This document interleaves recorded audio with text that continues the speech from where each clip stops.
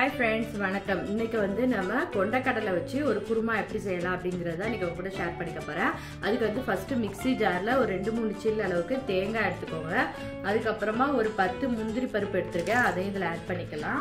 அதுக்கப்புறம் மசாலா ஜாமான்லாம் இதிலேயே போட்டு நம்ம அரைச்சிக்க போகிறோம். அதுக்கு வந்து ஒரு பிரிஞ்சி எல்லாம் எடுத்துருக்கேன், நான் பெருசாக இருக்கிறதுனால ஒரு அரை பீஸாக எடுத்து வச்சுருக்கேன். அதுக்கப்புறமா ஒரு துண்டு பட்டை, அப்புறமா அன்னாசி பூ, கிராம்பு 2, ஏலக்காய் 2, கடல் பாசி கொஞ்சம், அப்புறமா ஒரு அரை ஸ்பூன் அளவுக்கு பெருஞ்சீரகம் அதையும் போட்டு இப்போ இதை வந்து பேஸ்ட்டாக அரைச்சிக்கிட போகிறோம். அதுக்கு முன்னால் இதை அரைக்கும் போது கொஞ்சமாக வந்து கொத்தமல்லி எல்லாம் ஆட் பண்ணிக்கோங்க, நல்லா வாசனையாக இருக்கும். இப்போ இது தண்ணி ஊற்றி பேஸ்ட்டாக அரைச்சிட்டு வந்து காமிக்கிறேன். நம்ம ஒரு கடாயில் வந்து ஒரு 4 டேபிள் ஸ்பூன் அளவுக்கு நல்லெண்ணெய் விட்டுருக்கேன். அது நல்லா ஹீட் ஆகட்டும். ஹீட் ஆனதுக்கப்புறமா நம்ம கட் பண்ணி வச்சுருக்க இப்போ பல்லாரி வெங்காயம், ஒரு 2 பல்லாரி வெங்காயத்தை பொடிசாக கட் பண்ணி வச்சுருக்கேன், அதை இதில் ஆட் பண்ணிக்கலாம். இப்போ இதை வந்து நல்லா கண்ணாடி பதம் வர்ற அளவுக்கு நல்லா ஃப்ரை பண்ணிக்கலாம் ஃபஸ்ட்டு. இப்போ வெங்காயம் வந்து நல்லா வதங்கிடுச்சு. இதில் கொஞ்சமாக வந்து மஞ்சள் தூள் ஆட் பண்ணிக்கலாம். உங்கள் காரத்துக்கு ஏற்ற மாதிரி மிளகாய் தூள் ஆட் பண்ணிக்கோங்க. நான் வந்து இன்னைக்கு காஷ்மீரி மிளகாய் தூள் ஆட் பண்ணுறேன். அது வந்து ஒரு 2 ஸ்பூன் அளவுக்கு ஆட் பண்ணிக்கிறேன். இது வந்து காரம் கம்மியாக இருக்கும், அதனால ஒரு 1.5 ஸ்பூன் அளவுக்கு மல்லித்தூள் ஆட் பண்ணிக்கலாம். ஒரு 1/4 டீஸ்பூன் அளவுக்கு ஜீரகத்தூள். இதை வந்து இப்போ நல்லா ஆயிலில் வந்து ஃப்ரை பண்ணி விட்டுக்கலாம். ஒரு 2 நிமிஷத்துக்கு கொஞ்சம் நல்லா ஃப்ரை ஆகட்டும். கரிகிராம மட்டும் பார்த்துக்கோங்க.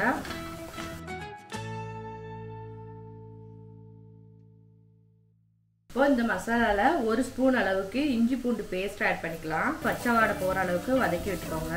இப்போ தக்காளியும் வந்து இது மாதிரி நல்லா வந்து கட் பண்ணி வச்சுருக்கேன், அதையும் இதில் ஆட் பண்ணிக்கலாம். பொடிசாக கட் பண்ணிக்கோங்க, அப்போ தான் வேகிறதுக்கு ஈஸியாக இருக்கும்.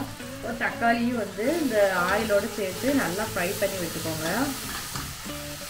தக்காளி வந்து கொஞ்சம் வெந்து அதோட பச்சை வாசனை வந்து கொஞ்சம் மாறட்டும், அது வரைக்கும் கொஞ்சம் வெயிட் பண்ணலாம். சிம்மில் வச்சுக்கோங்க, ஏன்னா இனிமேல் பொடி சேர்த்துருக்கிறதுனால எல்லா பொடியும் கருக ஆரம்பிச்சிடும். அதனால சிம்மில் வச்சுட்டு பண்ணிங்கன்னா உங்களுக்கு ஈஸியாக இருக்கும். இப்போ இதில் வந்து தேவையான அளவு உப்பு ஆட் பண்ணிக்கலாம். இது கூட வந்து 1 ஸ்பூன் அளவுக்கு கரம் மசாலா பவுடர் ஆட் பண்ணிக்கோங்க. இப்போ இதையும் வந்து நல்லா ஃப்ரை பண்ணி விட்டுடலாம். தக்காளியை வந்து நம்ம பொடிசாக கட் பண்ணி போட்டதுனால பார்த்தீங்கன்னா சூப்பராக வந்து வதங்கிடுச்சு, சீக்கிரம் வதங்கிடுச்சு. இப்போ எண்ணெய்லாம் வந்து தெளிஞ்சு வர ஆரம்பிச்சிருச்சு. இப்போ வந்து நம்ம அரைச்சி வச்சுருக்க தேங்காய் பேஸ்ட்டை வந்து இதில் ஆட் பண்ணிக்கலாம். இப்போ நம்ம எல்லாம் மசாலாலாம் அரைச்சி வச்சுருக்கோம், அந்த பேஸ்ட்டை வந்து இதில் ஆட் பண்ணிடலாம்.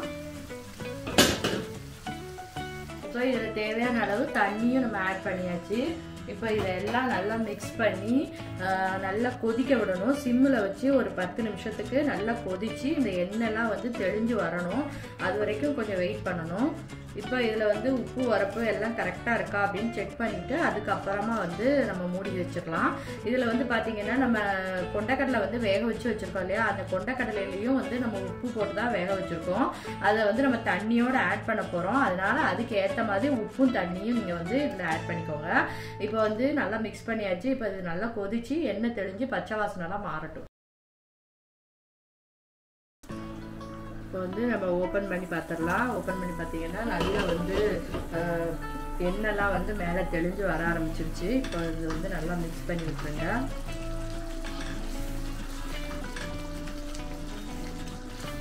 இப்போ இதில் வந்து நம்ம வேக வச்சு வச்சுருக்கிற சென்னாவை வந்து இதில் ஆட் பண்ணிக்க போகிறோம். பார்த்தீங்கன்னா நான் வந்து ஒயிட் சென்னா நைட்டே வந்து ஊற வச்சு 8 ஹவர்ஸ் ஊற வச்சு நல்லா வேக வச்சு எடுத்து வச்சுருக்கேன், உப்பெல்லாம் போட்டு. அதில் உள்ள தண்ணியோடையே இதில் ஆட் பண்ணிக்கலாம். அந்த தண்ணியில் தான் வந்து நம்மளுக்கு நிறைய சத்துக்கள் இருக்குது, அதை வேஸ்ட் பண்ண வேண்டாம். இப்போது இதெல்லாம் கலந்துட்டு ஒரு 2 நிமிஷத்துக்கு நல்லா கொதிக்க விட்டுட்டு ஆஃப் பண்ணிட வேண்டியதான், அவ்வளோதான். சூப்பராக வந்து நம்மளுக்கு சென்னா கிரேவி வந்து ரெடி ஆகிடுச்சு.